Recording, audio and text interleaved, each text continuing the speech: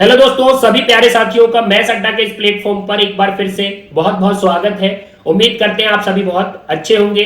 और आज आपके सामने मैथ्स अड्डा लेकर आया है मेंसुरेशन क्षेत्रमिति पार्ट नंबर 30।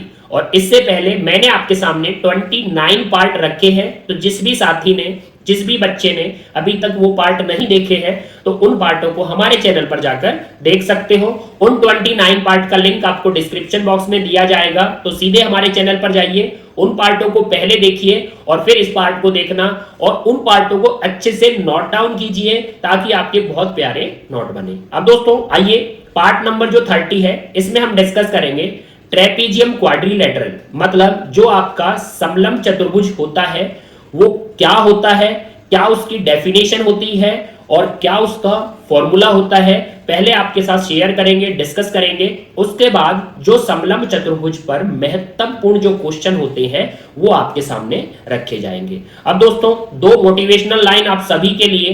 कल की तैयारी तुम आज से करो, अपनी तुलना कबूतर से नहीं बाज से करो। तो बिल्कुल भाई, कल के भरोसे नहीं रहना है, आज से ही अपनी मेहनत को जारी रखना है और अपनी तुलना अपने से नीचे वाले से नहीं, अपनी तुलना हमेशा उनसे करिए जो मेंटली या फिजिकली आपसे आगे हैं, ताकि यदि आप उनसे तुलना करोगे तभी उनको क्रॉस कर पाओगे और जिंदगी में कुछ अच्छा अचीव कर पाओगे। तो दोस्तों, इस बात को आप अच्छे से समझे होंगे। अब बढ़ते हैं आज के क्वाड्रिलेटरल जो आपका समलंब है उसकी तरफ। अब दोस्तों देखिए, सबसे पहले आपको समझाते हैं। अब यहां पर देखिए, यहां पर मैंने आपके लिए बेसिक रूप से जो समलंब चतुर्भुज होता है वो क्या होता है और जो समद्विबाहु समलंब होता है वो क्या होता है और उसके बाद जो आपका उसका फॉर्मूला होता है वो क्या होता है, सब आपके सामने रखा है, बस आपको अच्छे से नोट डाउन करना है। अब दोस्तों, सबसे पहली बात, जो आपका समलंब चतुर्भुज होता है, मैंने एक फिगर बनाया है, ये आपका समलंब चतुर्भुज है जिसे मैंने ए बी सी और डी से डिनोट किया है। अब दोस्तों, अब आप रीड कर सकते हो, समलंब चतुर्भुज में दो भुजा समांतर होती है। दो भुजा समांतर होती है मतलब ये जो भुजा होती है ऊपर वाली और ये आपकी नीचे वाली, ये भुजा समांतर होती है। तो आप लिख सकते हो ए बी पैरेलल है किसके, डीसी के। तो दो भुजा समांतर होती है, ए बी पैरेलल है किसके, डीसी के। और दो भुजा असमांतर होती हैं। दो भुजा कौन सी होती हैं, असमांतर होती हैं, मतलब एक तो आपकी एडी और दूसरी आपकी बीसी, ये आपकी असमांतर होती है। तो एडी नॉट पैरेलल होती है किसके, बीसी के। तो दोस्तों डेफिनेशन सिंपल सी है, दो भुजा समांतर होंगी, एबी पैरेलल डीसी होगी, दो भुजा असमांतर होंगी, एडी नॉट पैरेलल बीसी होगी। अब दोस्तों एक बात और अच्छे से नोट करिए, जो असमांतर जो भुजाएं होती हैं, जो असमांतर भुजाएं होती है मतलब एक तो आपकी एडी और दूसरी आपकी बीसी। यदि असमांतर भुजाएं आपकी बराबर हुई, असमांतर भुजाएं आपकी बराबर हुई मतलब एडी बराबर बीसी, अगर ऐसा हुआ, असमांतर भुजाएं यदि आपकी बराबर हुई तो वह चतुर्भुज आपका समद्विबाहु समलंब कहलाता है।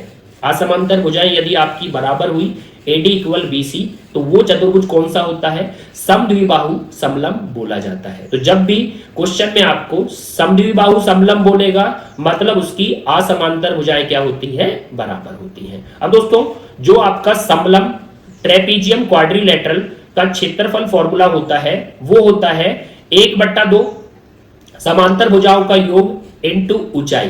तो आप बोल सकते हैं 1/2 समांतर भुजाओं का योग। अब देखिए, समांतर भुजाएं हैं आपकी ए बी पैरेलल डीसी, तो मैंने बोला है समांतर भुजाओं का योग मतलब A B plus DC into ऊंचाई। ऊंचाई को आप बोल सकते हो समांतर भुजाओं के बीच की दूरी। तो ऊंचाई क्या होती है, ऊंचाई ये होती है समांतर भुजाओं के बीच की दूरी, इसी को बोला जाता है ऊंचाई। तो 1/2 समांतर भुजाओं का योग इनटू ऊंचाई या समांतर भुजाओं के बीच की दूरी। तो आप इस फॉर्मूले को याद कर सकते हैं, 1/2 ऐड करना है आपको जो पैरेलल लाइन है इनटू उनके बीच की जो दूरी होगी, उनके बीच का जो डिस्टेंस होगा, जो हाइट होगी। तो दोस्तों इस फॉर्मूले को अच्छे से आप एक बार नोट डाउन कर लीजिए, फिर हम लेते हैं इस पर बहुत ही प्यारे से क्वेश्चन। तो बढ़ते हैं दोस्तों पहले क्वेश्चन की तरफ, आपके सामने स्क्रीन पर है। अब यहां पर देखिए, यहां पर क्या दिया है, समलंब चतुर्भुज की समांतर भुजाएं क्रमशः, समलंब चतुर्भुज की समांतर भुजाएं दी हैं आपको एक दी है आपको 48 सेंटीमीटर, एक दी है आपको 32 सेंटीमीटर और उनके बीच की दूरी आपको 15 सेंटीमीटर दी है, तब चतुर्भुज का क्षेत्रफल कितने वर्ग सेंटीमीटर होगा। अब दोस्तों समलंब आपको हमेशा ऐसा बनाना है कि ऊपर वाली भुजा आपको छोटी दिखे और नीचे वाली भुजा आपको बड़ी दिखे। तो ये आपकी असमांतर भुजाएं होती हैं दोनों, ये भी बनाइए। अब दोस्तों आप इसको डिनोट भी कर सकते हो ABCD, यहां से आपका समलंब चतुर्भुज बन चुका है। अब देखिए समलंब चतुर्भुज की जो समांतर भुजाएं हैं, जो समांतर है मतलब ये जो आपकी समांतर होती है उसमें से एक 48 है और दूसरी आपकी 32 है। अब दोस्तों आपको कॉमन सेंस से लेना है कि 48 और 32 तो है, लेकिन बड़ी भुजा आपकी क्या है 48 है, तो बड़ी आपकी नीचे बनी है तो 48 नीचे रखिए और छोटी भुजा आपकी 32 है, जो 32 है वो छोटी भुजा को दीजिए। अब दोस्तों उनके बीच की दूरी, तो दोस्तों हमेशा याद रखिए उनकी बीच की दूरी बोले या आपको सीधा ऊंचाई बोले तो आपको वो सिर्फ h फॉर्म में लेना है। तो उनके बीच की दूरी आपको दी है 15 सेंटीमीटर, तो देख सकते हैं 15 सेंटीमीटर समांतर भुजाओं के बीच की दूरी दी है, तो 15 सेंटीमीटर आपकी हम बोल सकते हैं ऊंचाई है। अब दोस्तों आपसे चतुर्भुज का क्षेत्रफल कितने वर्ग सेंटीमीटर होगा। अब चतुर्भुज का क्षेत्रफल क्या होता है 1/2 समांतर भुजाओं का योग मतलब AB प्लस DC। तो आप लिख सकते हो एक बार फिर से formula AB plus DC into उनके बीच की दूरी जो आप H से डिनोट करते हो। सिर्फ आपको डाटा रखना है, कुछ भी नहीं करना। 1/2 समांतर भुजाओं का योग 32 और 48, 32 और 48 ये आपका रहेगा समांतर भुजाओं के बीच का योग 32 प्लस 48 इनटू उनके बीच की दूरी, उनके बीच की दूरी आपकी 15 है।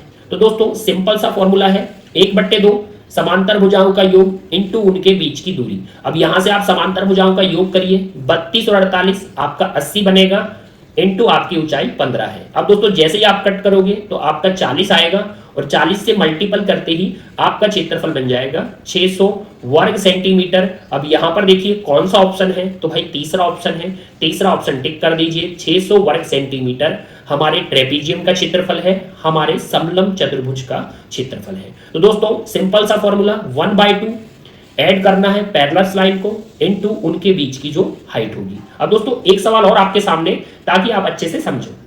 देखिए एक समलंब चतुर्भुज, सबसे पहली बात तो आप जैसे ही समलंब बोला जाता है तो आप फिगर बनाया करो, छोटी भुजा ऊपर बड़ी भुजा नीचे। तो समलंब चतुर्भुज आप बोल सकते हो छोटी भुजा ऊपर और बड़ी भुजा नीचे जो आपकी समांतर होती है और जो लेफ्ट राइट वाली होती है ये आपकी नॉट पैरेलल असमांतर होती है। तो इसका क्षेत्रफल दिया है आपको 352 वर्ग सेंटीमीटर। तो आप बोल सकते हैं 1/2 पैरेलल लाइन का टोटल करते हैं, तो पहले डिनोट करते हैं ABCD। तो आपको पता है 1/2 जो आपकी समांतर भुजाएं हैं AB प्लस DC इनटू उनके बीच की दूरी जो आपकी S से डिनोटेड होती है। तो ये क्या होता है, ये समलंब का क्षेत्रफल होता है जो आपको क्लियरली दिया है 352 वर्ग सेंटीमीटर। अब दोस्तों बढ़िए इसकी समांतर भुजाओं के बीच की दूरी आपको 16 दी है, समांतर भुजाओं के बीच की दूरी आपको 16 दी है, यहां पर 16 रख सकते हो। यदि समांतर भुजाओं में से एक आपकी 25 सेंटीमीटर लंबी है तो दूसरी भुजा की लंबाई कितने सेंटीमीटर होगी। तो दोस्तों आप रख सकते हो 1/2 और ये आपका समांतर भुजाओं का योग होता है इनटू उनके बीच की दूरी जो h आपको 16 दिया है तो 16 रख सकते हो। क्षेत्रफल आपको पता है 352 है, लेकिन अब देखिए समांतर भुजाओं में से एक आपको क्या दी है 25 दी है और दूसरी भुजा आपसे पूछी है। तो आप बोल सकते हो समांतर भुजाओं में से एक 25 दी है और दूसरी हमसे पूछी है, तो उसको आप x रख सकते हो ताकि समांतर भुजाओं का योग हो सके। और देखिए अब यहां पर आपको कट करना है, जैसे ही आप 16 को कट करोगे तो आपका 8 आएगा और 8 से दोस्तों यदि आप कट करोगे तो आपका 32 तक 32 तक आपका 4 टाइम होगा, उसके बाद फिर आपका 32 फिर आपका 4 टाइम होगा। तो आप बोल सकते हो समांतर भुजाओं का योग क्या रहा होगा 44 रहा होगा, जिसमें से आपको एक 25 दी है और दूसरी आपसे पूछी है। तो 25 को हटा दीजिए तो आप बता सकते हो 44 में से 25 गया, तो आप बोल सकते हो दूसरी भुजा 19 सेंटीमीटर रही होगी। अब ऑप्शन देख लिया जाए तो इस बार दूसरे ऑप्शन में हमारा आंसर बैठा है 19 हमारा दूसरी समांतर भुजा रहेगी। अब दोस्तों बहुत सिंपल से सवाल आते हैं, तो पहले आपको फॉर्मूला पता होना चाहिए कि क्या होता है 1/2 समांतर भुजाओं का योग इनटू उनके बीच की दूरी जो आपकी हाइट होती है। अब क्षेत्रफल आपको दे दिया कि 352 है, ऊंचाई आपको 16 दे दी और क्लियरली दोस्तों एक भुजा आपको 25 दी है और दूसरी भुजा आपसे पूछी है। x रखकर चलिए और जैसे ही आप कैलकुलेशन करते हैं x दूसरी समांतर भुजा आपकी 19 है। दूसरा ऑप्शन टिक करिए दोस्तों। और साथ ही आपको अच्छे से समझ में आया है तो वीडियो को लाइक कर दीजिए, साथ ही चैनल को सब्सक्राइब कर दीजिए। और लीजिए एक सवाल और आपके सामने। अब यहां पर देखिए, एक समलंब चतुर्भुज की दो समांतर भुजाओं की लंबाई 28 मीटर और 40 मीटर है। यदि असमांतर भुजा में प्रत्येक की लंबाई 12 मीटर हो तो क्षेत्रफल क्या होगा।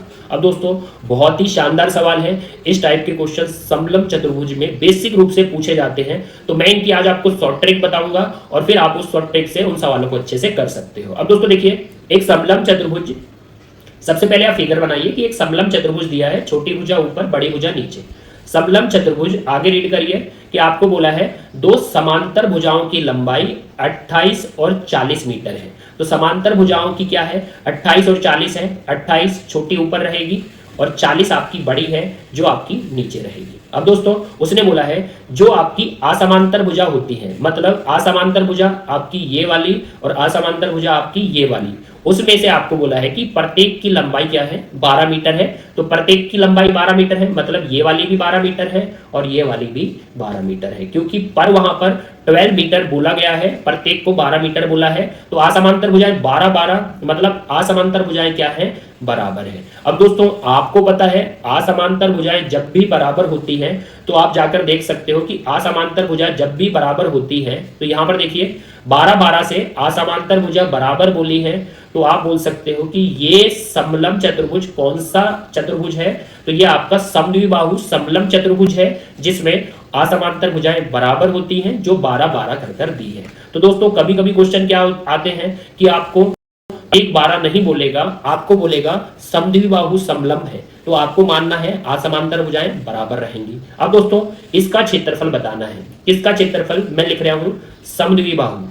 समद्विबाहु यदि समलंब का क्षेत्रफल बताना है तो मैं यहां पर सिर्फ ट्रिक बता रहा हूं, कौन से समलंब के लिए, समद्विबाहु समलंब के लिए। तो अच्छे से देखना दोस्तों, आपको करना क्या है, आपको जो छोटी भुजा रहेगी समांतर में से, जो छोटी भुजा रहेगी समांतर में, उसको आपको लेना है। तो छोटी भुजा समांतर में आपकी 28 है, छोटी भुजा से चलना है। अब दोस्तों करना क्या है, आपको पैरेलल्स हाइट सीधी सीधी बनानी है। तो ये मैंने हाइट बना दी और इस कॉर्नर से मैंने हाइट बना दी। तो दोस्तों देख सकते हो आपको करना क्या है, जो आपकी क्लियरली छोटी समांतर भुजा होती है वहां से आपको लेना है इस कॉर्नर से भी हाइट को और इस कॉर्नर से भी हाइट को। और हाइट क्या होती है, बिल्कुल परपेंडिकुलर होती है, तो आप लंब डाल सकते हो। अब दोस्तों यहां पर देखिए, जो आपकी हाइट हो गई, जो आपकी लंबाई होती है, तो वो दोनों तरफ से लेनी है। कहां से, छोटी भुजा के कॉर्नर से। अब दोस्तों आपको पता है ये बिल्कुल स्ट्रेट जाएगा और ये भी बिल्कुल स्ट्रेट जाएगी, तो ये आपकी क्या बन गई, समांतर बनती है, क्योंकि स्ट्रेट हाइट होती है और स्ट्रेट हमेशा आपस में पैरेलल होती है, समांतर होती है। अब दोस्तों समांतर भुजाओं के बीच इधर का डिस्टेंस यदि 28 है, समांतर भुजाओं के बीच इधर का डिस्टेंस 28 है, तो समांतर भुजाओं के बीच इधर का डिस्टेंस भी 28 होगा, क्योंकि दो पैरेलल लाइन के बीच एक बार 28 है तो दो बीच हमेशा 28 रहेगा। अब आपको पता है कि 28 यहां आपका बीच में रह जाएगा, तो 28 हटा दीजिए, तो 40 में से आपका बचा क्या है, 40 में से आपका बचा है क्लियरली 12, क्योंकि टोटल आप देख सकते हो ये टोटल आपका 40 है, 40 में से 28 बीच में रह गया तो बचा आपका 12। अब दोस्तों थोड़ा ध्यान देना, सिर्फ समद्विबाहु समलंब की ट्रिक है, समद्विबाहु समलंब की ट्रिक है कि जो आपका 12 बचा है उसमें से आपका एक हिस्सा ये बचा है और दूसरा हिस्सा आपका ये बचा है, क्योंकि 40 में से 28 तो बीच में रह गया तो आपका 12 बचा है। अब ये समद्विबाहु समलंब के कारण आपको करना क्या है, जो आपका 12 बचता है उसको आपको दो बराबर भागों में बांटना है, क्योंकि समद्विबाहु है, समान दो भाग वाला। तो आप बोल सकते हैं 12 कैसे बटेगा, बराबर बराबर 6 लेफ्ट को और 6 राइट को। अब दोस्तों यहां से आप क्या बोल सकते हो कि जो 12 आपका समद्विबाहु के कारण समान दो भागों में 6 6 बट गया, तो अब आप टोटल कर सकते हो 6 28 34 34 और 6 आपका पूरा 40 बट चुका है। अब दोस्तों करना क्या है, आपको या तो ये समकोण त्रिभुज लेना है या ये समकोण त्रिभुज लेना है। मैं ये वाला समकोण त्रिभुज लेता हूं, अच्छे से देखिए मैंने उसको सेटिंग किया है। अब बोल सकते हो आप ये वाला जो आपका समकोण त्रिभुज है इसमें आपको कर्ण क्या दिखा, कर्ण आपको 12 दिखा है, आधार क्या दिखा है 6 दिखा है और लंब आपका h है। तो यहां से आप समकोण त्रिभुज में पाइथो का यूज करिए। तो पाइथो क्या बोलती है, कर्ण का स्क्वायर, कर्ण का स्क्वायर बराबर आधार का स्क्वायर प्लस लंब का स्क्वायर। तो लंब आपका h है, तो यहां से आप h को निकाल सकते हो बहुत ही प्यारे तरीके से। कैसे, समकोण त्रिभुज में तो आप बोल सकते हो कर्ण का स्क्वायर बराबर आधार का स्क्वायर प्लस लंब का स्क्वायर। तो बोलोगे 12 का भाई 144 होता है, 6 का भाई 36 होता है और प्लस आपका h स्क्वायर। तो यहां से h आएगा, जैसे ही आप इसको माइनस करोगे तो ये आपका 36 घटकर 108 आएगा। अब यहां से आप h को प्राप्त कर सकते हो, क्योंकि स्क्वायर से क्या लगेगा, स्क्वायर से आपका करनी लगता है, अंडर रूट लगता है।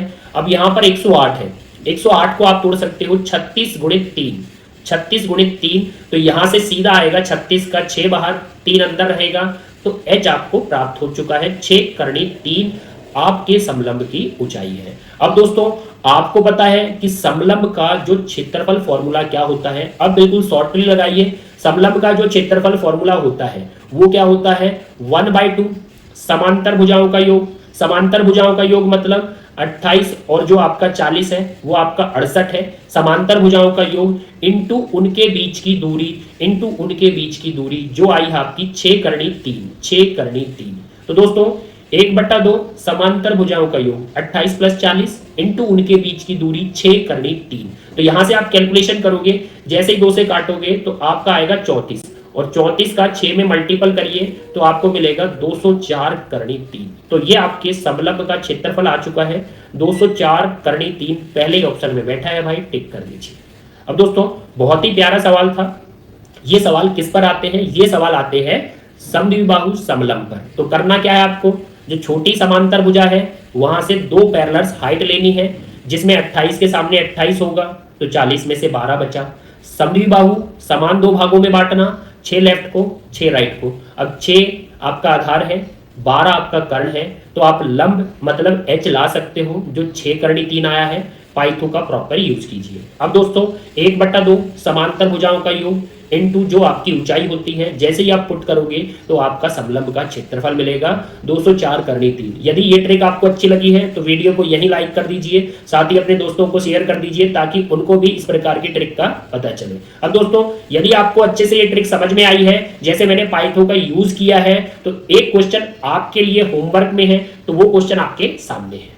तो दोस्तों ये वाला क्वेश्चन आपके सामने है। एक समलंब चतुर्भुज की 2 समांतर भुजाओं की लंबाई 13 मीटर और 25 मीटर है। तो आप फटाफट बना सकते हैं, 13 मीटर और 25 मीटर है। 13 ऊपर रहेगी छोटी है, 25 नीचे रहेगी बड़ी है।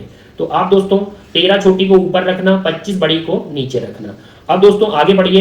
यदि असमांतर भुजाओं में से प्रत्येक की लंबाई 10 मीटर है, प्रत्येक की लंबाई 10 मीटर है, तो ये 10-10 के कारण आप बोल सकते हो कि ये चतुर्भुज कौन सा है, ये है समद्विबाहु समद्विबाहु समलंब। तो आप प्रॉपर ट्रिक जो सीखे हो अभी वो समद्विबाहु समलंब की ट्रिक है। तो इसका जो भी आपका आंसर आएगा, सेम क्वेश्चन है, कमेंट बॉक्स में फेंक के मारना और मुझे बताना कि कितने अच्छे तरीके से आपने इसको सीखा है। तो दोस्तों ये तो हुआ समद्विबाहु समलंब की ट्रिक। अब लेते हैं एक ऐसा सवाल जिसमें समद्विबाहु समलंब ना आता हो, मतलब ये जब नॉट इक्वल आएंगी, अभी तो 10-10 आई है, पिछले में 12-12 थी, ये जब नॉट इक्वल आएंगी तब आपको किस तरीके से सवाल को हैंडल करना है। तो एक सवाल उस पर भी बनता है आपके सामने। देखिए यहां पर देखिए बहुत ही प्यारा सवाल है। किसी समलंब चतुर्भुज की 2 समांतर भुजाओं की लंबाई आपको दी है 20 मीटर और 27 मीटर। अब दोस्तों आपको प्रॉपर पता है कि आपको करना क्या है। आपको एक फिगर बनानी है, तो प्रॉपर एक आप फिगर बना दीजिए जिसमें छोटी भुजा आपकी ऊपर रहे और बड़ी भुजा आपकी नीचे रहे। तो आप देखिए समांतर भुजाओं में से एक आपकी 20 मीटर है, छोटी ऊपर देते हैं, और समांतर भुजाओं में से दूसरी आपकी 27 है, तो बड़ी आप हमेशा नीचे रखा करो। अब दोस्तों यहाँ पर क्या बोला है, असमांतर भुजाएं हैं जो आपकी नॉट पैरेलल्स होती हैं, वो आपकी 15 और 20 है। तो 15 आप यहाँ पर ले सकते हो और 20 यहाँ पर ले सकते हो, क्योंकि असमांतर भुजा एक 15 है और एक 20 है। अब दोस्तों 15 और 20 है, मतलब ये समद्विबाहु समलंब नहीं है, तो वो ट्रिक नहीं लगानी जो अभी पीछे 2 क्वेश्चन में हम यूज करके आए हैं। तो यहाँ पर 15 और 20 जो आपका नॉट इक्वल है, तो आपको बताना है इस चतुर्भुज का क्षेत्रफल। अब दोस्तों सबसे पहली बात, यदि मैं प्रॉपर बात करूं कि चतुर्भुज का क्षेत्रफल क्या होता है, तो चतुर्भुज का क्षेत्रफल होता है 1/2 क्लियरली इनटू समांतर भुजाओं का योग। समांतर भुजाओं का योग मतलब आपका 20 और 27, समांतर भुजाओं का योग तो मैं ऐड करता हूं 20 + 27 इनटू उनके बीच की दूरी, इनटू उनके बीच की दूरी मतलब आपको ये ऊंचाई चाहिए। अब दोस्तों सबसे पहली बात, सिर्फ कमी किसकी बची है? ऊंचाई की, क्योंकि 1/2 समांतर भुजाओं का योग 20 और 27 है, बस उनके बीच की दूरी, हाइट आपकी बची है। यदि हमें हाइट मिलती है तो हम चतुर्भुज का क्षेत्रफल बता सकते हैं। तो ऐसे क्वेश्चन में सिर्फ आपकी वर्किंग क्या होती है? सिर्फ आपकी वर्किंग होती है कि आपको ऊंचाई लेकर आना है। अब दोस्तों सबसे पहली बात, हम ऊंचाई लेकर आएंगे। यहां देखिए, आपको करना क्या है, जो आपकी छोटी समांतर भुजा है, छोटी समांतर भुजा है, वो आपको पता है बड़ी के समांतर तो है, बड़ी के समांतर तो है। आपको क्या करना है, जो आपकी ये भुजा है, जो आपकी ये 15 वाली भुजा है, आप 20 वाली भी ले सकते हो, जो आपकी 15 वाली भुजा है ना, उसके समांतर एक लाइन खींचनी है, उसके समांतर एक लाइन खींचनी है, ताकि ये आपका समचतुर्भुज जो है, सॉरी समलंब चतुर्भुज है, ये आपका समांतर चतुर्भुज बन सके। तो सबसे पहली बात दोस्तों, जो आपका ये असमांतर भुजा है, इसके समांतर एक लाइन खींचनी है, ताकि ये दोनों भी आपस में क्या हो जाए? पैरेलल्स हो जाए। तो दोस्तों फिर से सुनिए, जो आपकी असमांतर भुजा है उसके समांतर एक आपको लाइन खींचनी है। तो आपको पता है कि ये तो समांतर है ही, आमने सामने की क्या थी? समांतर थी। ये आपने समांतर खींच ली, तो ये आपका समांतर चतुर्भुज बन चुका है। और समांतर चतुर्भुज में आपको यदि प्रॉपर्टी याद हो कि समांतर चतुर्भुज में आमने सामने की भुजा क्या होती है? बराबर।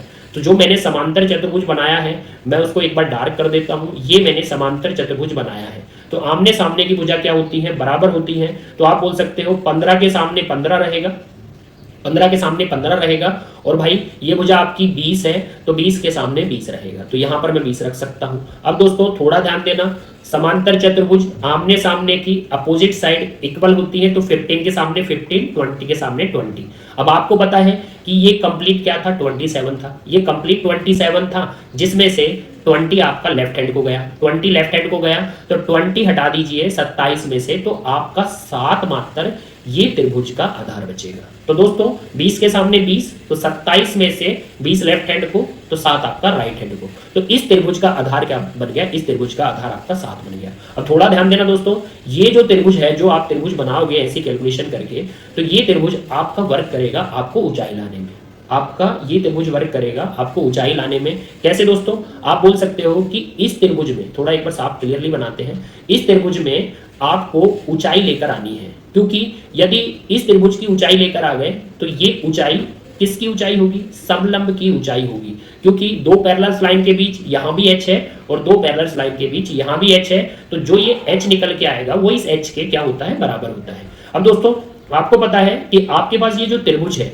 उसमें आपके पास तीनों भुजा आ चुकी है, एक 7 है, एक 20 है और एक आपकी 15 है। तो 7, 20 और 15, इससे आप क्या ला सकते हो? इससे आप त्रिभुज का क्षेत्रफल ला सकते हो, विषमबाहु त्रिभुज हैरोज का क्षेत्रफल लगा सकते हो। 7, 15, 20 तीनों भुजा मिली है। और दूसरा जो आपका क्षेत्रफल फॉर्मूला लगाएंगे हम त्रिभुज का, वो लगा सकते हैं, भाई आधार है और ऊंचाई हमको चाहिए, तो आप बोल सकते हो 1/2 आधार गुणित ऊंचाई, ये त्रिभुज का क्षेत्रफल है। और एक तरफ आप हैरोज को वर्क करा दो 7, 15 और 20 से। तो दोस्तों 7 है, 15 है और 20 है। तो पहले हम लेके आते हैं पैरामीटर। तो पैरामीटर हो गया आपका 42, पैरामीटर 42 है, तो सेमी पैरामीटर उसका आधा होता है, तो सेमी पैरामीटर हो गया आपका 21। तो आप बोल सकते हैं हैरोज का लगाएंगे तो सेमी पैरामीटर कितना आ चुका है? वो आपका 21 आ चुका है। तो सेमी पैरामीटर में से आपको पता है एक एक करके तीनों भुजा माइनस करते हैं, तो 21 में से 20 जाएगा तो आपका 1 बचेगा, 21 में से 15 जाएगा तो आपका 6 बचे, 21 में से 7 जाएगा तो आपका 14 बचेगा। अब दोस्तों दूसरी साइड आपको वर्क कराना है, दूसरी साइड आपको किसको वर्क कराना है? दूसरी साइड आपको वर्क कराना है कि जिसमें आपकी ऊंचाई आती हो। तो बेसिक फॉर्मूला है किसी भी त्रिभुज का 1/2 बेस इंटू हाइट, मतलब 1/2। आधार आपका क्या है? आधार आपका 7 है और ऊंचाई आपकी h है। तो आधार आपका 7 है, देख सकते हो, ऊंचाई आपकी h है, तो ये भी हमारे त्रिभुज का क्षेत्रफल है 1/2 बेस इंटू हाइट। तो दोनों तरफ से त्रिभुज का क्षेत्रफल मैं बराबर ले सकता हूं, क्योंकि त्रिभुज तो एक ही है, इसलिए आप क्षेत्रफल बराबर रख सकते हो। तो यहां से कैलकुलेशन करिए दोस्तों, यहां से आप कैलकुलेशन करोगे तो आप बोलोगे 14 में भी 7 है और 21 में भी 7 है, तो दोनों से 7 को बाहर निकालिए। तो मैंने दोनों से 7 को बाहर निकाला, तो 21 में से 7 को बाहर लिया और 14 में से भी 7 को बाहर लिया, तो 2 7 में से एक 7 कहाँ आएगा, बाहर आएगा। तो यहाँ से 7 निकाला, 3 बचेगा, यहाँ से 7 निकाला तो 2 बचेगा, और 2 7 में से एक 7 आप बाहर ले सकते हो करनी से। अब देखिए दोस्तों, ये 3 का 1 में आपका 3 बनेगा, 3 का 6 में आपका 18 बनेगा, 18 का 2 में आपका 36 बनेगा।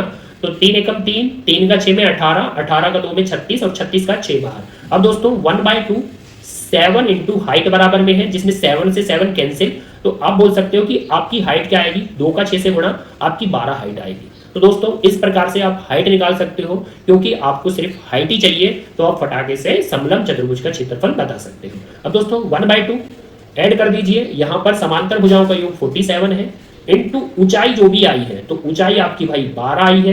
जैसे ही 12 रखोगे आप कट करोगे 6 आएगा, और 6 का जैसे ही मल्टीपल करोगे तो आपका आएगा 2, आपका 4 कैरी 24 और आपका 4 हो जाएगा क्लियरली 28। तो क्षेत्रफल आया है क्लियरली 282 वर्ग मीटर, क्योंकि साइडें मीटर में थी। 282 को देखिए, चौथा ऑप्शन है भाई, लॉक कर दीजिए फटाके से। तो दोस्तों कितने प्यारे तरीके से हमने सिर्फ प्रॉपर्टी का हेल्प लिया है कि जो समांतर भुजा हो, समांतर चतुर्भुज होता है, उसमें आमने सामने की भुजा क्या होती है, बराबर। उससे फिर मैंने एक त्रिभुज बना लिया, और जैसे मैंने त्रिभुज बनाया तो एक आपको उसमें हैरोज का क्षेत्रफल लगाना है, विषमबाहु, पैरामीटर, सेमी पैरामीटर को लेकर, और दूसरी तरफ लगाना है 1/2 आधार गुणित ऊंचाई, जिसमें आपकी ऊंचाई आएगी तभी आपकी ऊंचाई 12 निकल के आएगी, और जैसे ही 12 पुट करोगे तो लीजिए समलंब चतुर्भुज का क्षेत्रफल आपके सामने है। अब दोस्तों ये भी मैंने बहुत प्रॉपर तरीके से बता दिया कि जब आपकी साइडें इक्वल होती हैं तब आपको क्या करना है, जब आपकी साइडें नॉट इक्वल होती हैं तब आपको क्या करना है। अब एक क्वेश्चन इसके आधार पर आपके सामने है, ये लीजिए आपके सामने। अब देखिए यहां पर क्या दिया है, किसी समलंब चतुर्भुज की 2 समांतर भुजाओं की लंबाई 52 और 78 है।